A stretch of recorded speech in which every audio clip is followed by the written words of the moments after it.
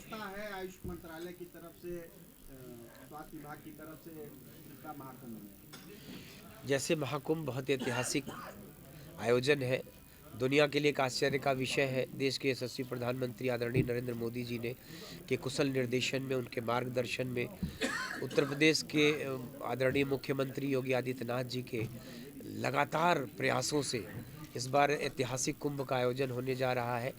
दुनिया के लिए आश्चर्य का विषय होता है कि किसी एक देश में एक सनातन परंपरा के निर्वहन के लिए 45 करोड़ लोगों का आना सारे संसार के लिए एक आश्चर्य का विषय है। तो उनके 6 शाही स्नान होते हैं। उन शाही स्नानों को भी बहुत सरकार संजीदगी से अच्छे तरीके से सकुशल संकल्प कराने के लिए लोगों के रहने की, लोगों के शुद्ध पानी की, लोगों के लिए एक उचित शौचालय की और स्वास्थ्य की चिंता करते हुए आयुष मंत्रालय ने और स्वास्थ्य विभाग दोनों ने बहुत अच्छी तैयारियां की है।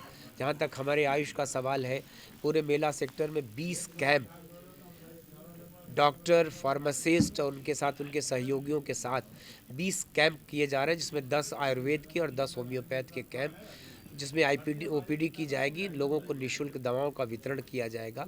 और 24 घंटे चूँकि डॉक्टर और उनकी पूरी फार्मासिस्टों की टीम उसी कैंपस में ही, मेला प्रशासन ने जो हमको कैंप बनाने के लिए स्थान दिया है उसमें बाकायदे उनके रहने के लिए कॉटेज बने हैं। तो उनको स्थायी तौर पर मेले में प्रवास करना है, रहना है। तो जो भी व्यक्ति, किसी को, स्नानार्थी को, दर्शनार्थी को और साधु संतों को जहाँ भी इलाज की सुविधा होगी, योग के प्रदर्शन के लिए भी मेला क्षेत्र में दिल्ली मोरारजी देसाई योग संस्थान की 5 सदस्यीय टीम है जो पूरे मेले में प्रदर्शन करती रहेगी। लोगों के बीच में जाकर, लोगों के, साधु संतों के जो कैंप है उनमें जाकर योग का प्रदर्शन करेगी। भारतीय जो मेडिसिनल आयुर्वेदिक औषधि पौधों का बोर्ड है उसके द्वारा भी बहुत अच्छी तैयारियां की गई। वो पौधों की जगह जगह प्रदर्शनी लगाएंगे, जिससे समाज में लोगों को जन जागृति हो कि पौधों का औषधि महत्व क्या है, किस पौधे की मेडिसिनल वैल्यू कितनी अधिक है। तो इस तरह से पूरे मेला क्षेत्र में विभाग की तरफ से हर तरह की सुविधा प्रदान करके किसी को किसी तरह की कमी होने नहीं दी जाएगी। मकर संक्रांति पे भी स्नान जी। होता है, कहा जाता है अमृत वर्षा, अमृत की छींटें वहाँ पड़ी थी। तो ऐसे समय स्नान करने से कोरोना जैसे रोग भी दूर भाग जाएंगे? हम ऐसा नहीं कहते। ये कुंभ जो है ये देश की ऐसी परंपरा है, जैसा आपने अमृत का जिक्र किया, तो समुद्र मंथन के पश्चात जो अमृत कलश निकला, उस अमृत कलश की देवताओं और असुरों में जो छीना झपटी हुई, तो इस देश के 5 ऐसे महत्वपूर्ण तीर्थ स्थान है जहाँ की, चाहे आप कह सकते हो कि हरिद्वार है, प्रयागराज है, उज्जैन है, तो ये सारे वो स्थान है जहाँ की ये मान्यता है कि कुंभ का अमृत वहाँ छलका था। तो उस परंपरा का निर्वहन आज तक इस देश में सनातन समय से होता चला आ रहा है। तो ये धार्मिक, मैंने आपसे कहा ना कि आस्था से बढ़ के दुनिया में कुछ नहीं होता।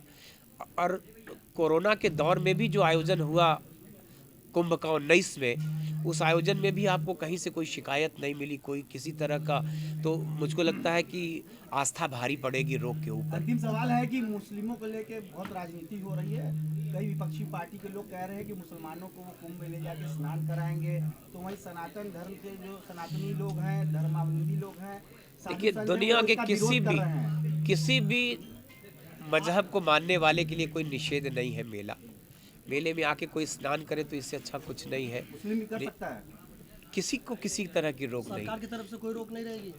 कोई रोक नहीं। सरकार क्यों रोकेगी जिस तरह किसी से को? कांवड़ यात्रा में निर्देश जारी किया गया था कि आपने नेम प्लेट लगाए दुकानों को लेकर। देखिए, किसी किसी बुराई को अगर रोकने के लिए सरकार बहुत प्रयास करती है, उसको रोकने का सरकार ने प्रयास किया, उसको संज्ञान लिया। हम कोर्ट के हर आदेश का स्वागत करते हैं, उनके आदेश को मानते हैं। तो मुझको लगता है कि ऐसा कोई सरकार की तरफ से कोई निर्देश किसी के लिए नहीं है। और ऐसा कुंभ है, मेला है, और उस कुंभ में कोई भी आके स्नान करे, सबके लिए कोई भी रास्ता धर्म खुले जाति हैं। समुदाय का आ सकता है? निश्चित आ सकता है। है कि बहुत अच्छी भूमिका रही, लोगों ने इसका उपयोग करके अपना बचाव किया। तो इस बार महाकुंभ में इसको लेकर कुछ विशेष तैयारी है ताकि जो लोग जाएंगे उन तक ये सुविधा पहुँचे?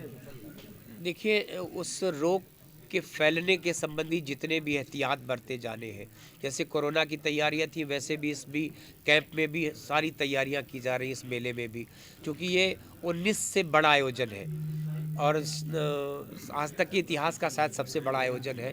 तो मुझको लगता है कि आयुष का काढ़ा भी बनेगा, सरकार सारे एहतियात भी बरतेगी और देखिएगा कि कितना सकुशल संपन्न होता है यह कुंभ। और उसमें आपको इस रोग के लक्षण वाले शायद ही कोई तीर्थयात्री मिले, कि इसलिए आस्था से बड़ा रोग नहीं होता।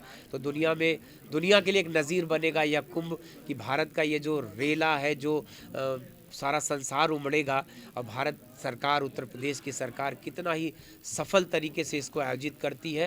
तो इस तरह के रोग को कहीं से बढ़ने और फैलने नहीं दिया क्या लगता है कि जो विशेष पर्वों की टीम है, जो संतों के कैंप लगे हैं, तो उनके कैंपों में जाकर जगह जगह योग का प्रदर्शन करेगी। वहाँ की 5 सदस्यीय टीम है जो लगातार पूरे मेले के दरमियान लोगों को योग के प्रति जागरूक करने के लिए और लोगों को जोड़ने के लिए एक मिनट की जो तैयारियां हैं वो आपको अभिभूत कर देने वाली है। 45 करोड़ के लोगों को आने का लक्ष्य है। 13, 14 मौनी अमावस्या का जो स्नान है, फिर आपके मकर संक्रांति है, कुल 6 शाही स्नान है जिसमें कि ऐतिहासिक